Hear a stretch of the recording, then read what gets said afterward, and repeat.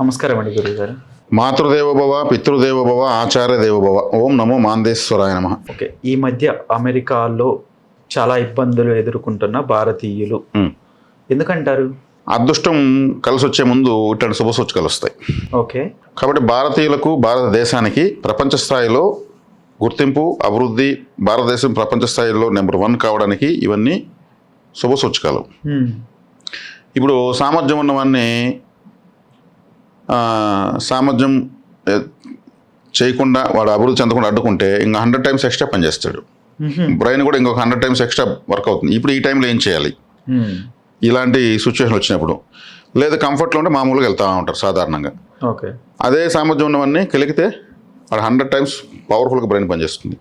ఇప్పుడు భారతీయులందరినీ వాళ్ళు ఇబ్బంది పెడుతున్నారు. భారతీయులు గమ్మున సరే మీరు ఇబ్బంది పడి మేము ఇబ్బంది పడతా ఉంటారా? నేను కానీ ఇంకా గ్రోత్ ఏదైనా చూస్తారు. అదే ఇప్పుడు అనమాట. అంటే భారతీయులు ఎక్కువగా డబ్బులు తీసి దేశాన్ని పంపించేస్తున్నారు. ఒక అమెరికాలోనే కాదు, ఓకే, ఎన్నో దేశాల్లో గో బ్యాక్ ఇండియన్స్ అంటున్నారు. మా ఉద్యోగాలు ఉపాధులు వీళ్ళు కొట్టేస్తున్నారు. ఇక్కడ సంపాదించి వాళ్ళ దేశంలో వాళ్ళ కుటుంబాలకు పంపించేసి అక్కడ ఆస్తులు కొనేస్తున్నారు అనేది ప్రారంభమైపోయింది. ఇప్పుడు అందరూ వచ్చి ఇండియాలో వచ్చి ఇక్కడే ఎఫర్ట్ పెట్టారు అనుకోండి, మన దేశం అయితే డెవలప్ అవుతుంది. అవును, అప్పుడు నెంబర్ 1 కావడానికి ఎంతసేపు? ఈరోజు భారతదేశం అగ్రగామి దేశం అని చెప్పచ్చు. ఇప్పుడే నెంబర్ 1 అయిపోయింది అన్నట్టు చెప్పాలంటే. ఆ ప్రపంచం అంతా ప్రతి దేశానికి ఒక సర్వే ఉంటుంది. ఓకే, ఇంకా రాబోయే 5 సంవత్సరాలు ఏ దేశం ఏ ర్యాంక్ వెళ్తుంది, ఏ దేశం ర్యాంక్లో పడిపోతుంది ఒక సర్వే ఉంటుంది. వాళ్ళు పక్కా వేస్తారు. ఇంటర్నేషనల్ ఇంటెలిజెన్స్ ఉంటుంది దాన్ని. ఓకే, ఆ లెక్క ప్రకారం అమెరికాకు, రష్యాకు, చైనాకు, ఫ్రాన్స్కి, జర్మనీకి, జపాన్కి అందరూ తెలుసు. వెరీ షార్ట్లీ ఇండియా చాలా స్పీడ్గా పైకి వచ్చేసింది అని కూడా తెలుసు. ఓకే, అమెరికా వాళ్ళు మాత్రం లబోదిబుని కడుపు బాదుకొని మీరంతా వెళ్ళిపోండి మా దేశంలో ఉండద్దని అంటున్నాడు. ఇప్పుడు తొక్కకపోతే ఇంకెప్పుడు తొక్కాలి? ఇంక డెవలప్ కాకుండా తొక్కాలని. తొక్కలేమని తెలుసు, బ్యాడ్ నేమ్ వస్తూ ఉంది. వీళ్ళ సామర్థ్యాన్ని దొంగలించలేరు. వస్తే దొంగలించవచ్చు, తెలియదు నీళ్ళ దొంగలిస్తారు లేదు కదా. కాబట్టి భారతీయుల సామర్థ్యం ఎక్కువ అనేసి ప్రపంచంతో ప్రూవ్ అయింది. ఓకే, ఇప్పుడు ఏమవుతుంది, మోడీ గారు కూడా చెప్తున్నారు మన దేశం మనం అభివృద్ధి చేసుకుందాం, ఎవరో ఏంది మన వల్ల ఏందనేది. మన వల్ల వాళ్ళ మనం చేసే వర్కుల వల్ల వాళ్ళు డెవలప్ అవుతున్నారు కదా. అవును, ఇప్పుడు వాళ్ళకి అంత బాధగా ఉన్నప్పుడు మన అందరూ సంఘటితమయ్యారు అనుకోండి, అప్పుడు ఏమవుతుంది, మన దేశమే డెవలప్ అవుతుంది. అంటే భారతదేశం అగ్రగామిగా వెళ్ళేదాని కోసమే శుభ సూచకాలని అందుకే నేను చెప్పింది. ఓకే, ట్రంప్కి తెలుగు తెలిస్తే ఈ వీడియో చూసినట్టే వారంలో ఆనందం దిగులుతో నిజమే కదా మనం సెల్ఫ్ గోల్ వేసుకున్నామని. అతను వేసుకోలేకుండా ఉండలేడు. కాబట్టి భారతదేశం అభివృద్ధి చెందుతున్న దేశం అనేది అందరూ గుర్తించారని దానికి ఇదే తార్కాణం. ఆ గుర్తించారని చెప్పేదానికన్నా ద్వేషించు వాళ్ళ యొక్క ఆకర్షణ వెళ్ళగలుగుతున్నారు. ఎందుకు ఇండియన్స్కి అంత జ్ఞాన పవర్ ఉంది? భారతదేశం అంటే భావి ప్రపంచంలో ఓకే, రా అంటే రత్నాలు లాంటి, ఓకే, తా అంటే తణుకులు వెళుతున్నట్టు దేశం. ఓకే, మొత్తం ప్రపంచంలో రత్నాలు లాంటి వాళ్ళు మన భారతీయులు. రత్నాలకు తలుకులు వెళ్తున్నారు. భారత అంటే ప్రపంచానికి నాలెడ్జ్ని ఎక్స్పోర్ట్ చేస్తున్న దేశం.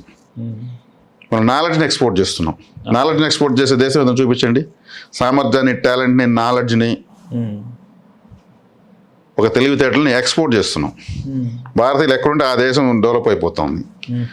భారతీయులు హానెస్ట్గా పనిచేస్తారని, తక్కువ తీసుకున్న ఎక్కువ పనిచేస్తారని, ఇలా చేసి కూడా ఎంతో డబ్బులు ఇండియాకి పంపించేస్తుంది వాళ్ళ బాధ అయిపోయింది. అట్లా చేసుకొని వస్తూనే ఎక్కడికో దూసుకెళ్తుంది. ఇండియాలో యూత్ ఎక్కువ, చైనాలో ముసలోళ్ళు ఎక్కువ, అక్కడ యూత్ లేరు. కాబట్టి చైనా డెవలప్ అవుతుంది ఎవరు అంటున్నారా? వాళ్ళు డెవలప్ కూడా యూత్ కావాలి. ఇక్కడ యూత్ పవర్ ఉంది. ఈ క్యాలిక్యులేషన్సే అంతర్జాతీయంగా వేస్తారు. యువత ఎక్కువ ఉన్నారు అనుకోండి, ఇప్పుడు ఉన్న యూత్ అంతా పెళ్లి చేసుకుంటే ఏమవుతుంది, ఇంకా అందరూ డబుల్గా మల్టిపుల్ టైం మళ్ళీ పిల్లలు పుడతారు కదా. అప్పుడేమో మళ్ళీ యూత్ మళ్ళీ గ్రోత్ అనేటే కదా. ఆ ముసలి వాళ్ళే ఉంటే వాళ్ళ పిల్లలు కనగలరా? అప్పుడు యూత్ ఎక్కడ ఉంటుందో, యువశక్తి ఎక్కడ ఉంటుందో ఆ దేశానికి అభివృద్ధి ఉంటుంది. ఇంత యువశక్తి ఏ ప్రపంచంలో ఏ దేశానికి లేవు. భూభాగం ఎక్కువ, జనాభా తక్కువ. కాబట్టి ఇక్కడ అందుకే 140 కోట్లు జనాభా ఇక్కడ ఈ దేశంలో ఉన్నారు. ప్రపంచానికి నాలెడ్జ్ ఎందుకు ఉత్పత్తి చేయరు, ఎగుమతి చేయరు? భారతదేశం ఈరోజు ప్రపంచానికి అన్నపూర్ణ.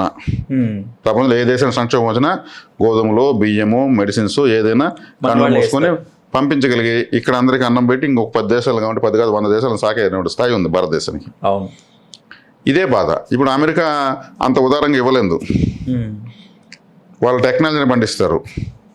మన వాళ్ళు ఆహారాన్ని, టెక్నాలజీని, అభివృద్ధిని, కృషిని, అన్నింటినీ పండిస్తున్నారు. అవును. మన వాళ్ళ దగ్గర లేదంటూ లేదు. ఒక్కొక్క దేశం దగ్గర కొన్ని ఉంటాయి, ఎన్నో లేవు. మన దగ్గర అన్నీ ఉన్నాయి. అందుకే అన్నపూర్ణ అని చెప్పింది. ఓకే. మరి భారతదేశంలో లక్షల కోట్ల మంది ఇప్పుడు మోడీ గారు ఏ దేశంలోకి వెళ్ళినా అక్కడ ఎయిర్పోర్ట్లో ఇండియన్ ఫ్లాగ్స్ ఎత్తుకొని వెల్కమ్ చెప్తూ ఉంటారు. అవును. వాళ్ళు వెల్కమ్ చెప్తూ ఉంటే మోడీ గారు ఆ దేశంలో ఉన్నట్టు ఉంటుంది, మన దేశంలో ఉన్నట్టే ఉంటుంది. అది భారతదేశంలో అంతమంది అక్కడ ఉన్నారు. ఏ దేశ అధ్యక్షుడు ఇప్పుడు అమెరికా అధ్యక్షుడికి వస్తే అమెరికన్ ఫ్లాగ్స్ ఎత్తుకు ఎంతమంది ఉన్నారు? ఎవరు ఉండరు. అంటే ప్రపంచాన్ని నాలెడ్జ్తో ఆక్రమించారు భారతీయులు, డిసిప్లిన్తో ఆకట్టుకున్నారు. అక్కడ పోయి చిల్లర అట్లాడేదానికి వెళ్ళడం లేదు కదా, కష్టపడుతున్నారు, డబ్బు సంపాదిస్తున్నారు. వాళ్ళ కుటుంబాలకు వాళ్ళకి ఇచ్చుకోకుండా మేము ట్రంప్ అకౌంట్లు వేస్తారా? వేరు కదా. దీన్ని ఎవరూ అడ్డుకోలేని స్థాయికి వచ్చేసింది భారతదేశం, ఎవరూ అనగదొక్కలేని స్థాయికి వచ్చేసింది. దాన్ని దేశం అభివృద్ధి చెందింది అని చెప్పకుండా ద్వేషాన్ని వెలగక్కుతూ ఎవరూ అభివృద్ధి చెందిన స్థాయికి వెళ్ళిందని వాళ్ళు ఇంకా ఎక్కువ ప్రచారం మనకు చేస్తున్నారు. కాబట్టి భారతదేశానికి అత్యద్భుత భవిష్యత్తు ఉందని ఈ అమెరికాలో ఉన్నటువంటి ఈ భారత వ్యతిరేకత స్వభావాలు, పరిస్థితులు మనకు తెలియజేస్తున్నాయి. ఇది చాలా చాలా శుభస్కరం. రాబోయే తరాల వాళ్ళు అప్పట్లో మా ఇండియన్స్ అప్పుడు చాలా ఇబ్బంది పెట్టారు. కొద్ది రోజులు చూసిన తర్వాత మన వాళ్ళు ఇంకా రివర్స్ అయ్యారు. ఇంకా మన దేశాన్ని డెవలప్ చేసుకోలేదు అనేసి చరిత్రగా ఇది చెప్పుకునేదానికి వస్తుంది అనమాట. కానీ ఇది సంకట పరిస్థితి కాదు, శుభ సూచకం. ధన్యవాదాలు.